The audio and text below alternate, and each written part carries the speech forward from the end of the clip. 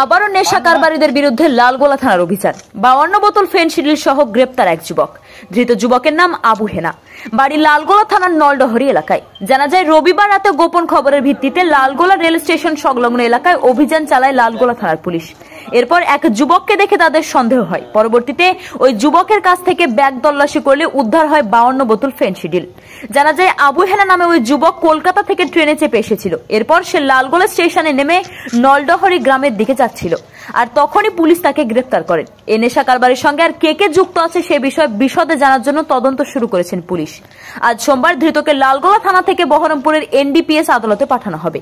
Bureau report, AB news Bangla.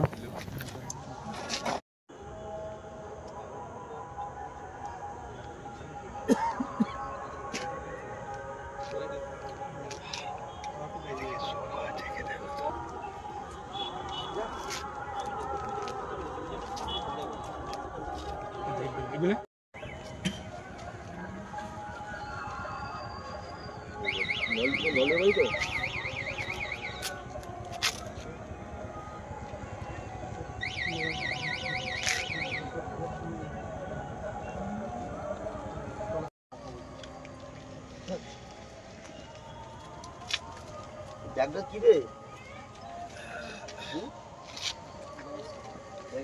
কোথা থেকে নিয়ে আসছিস ব্যাগটাকে? কলকাতা থেকে?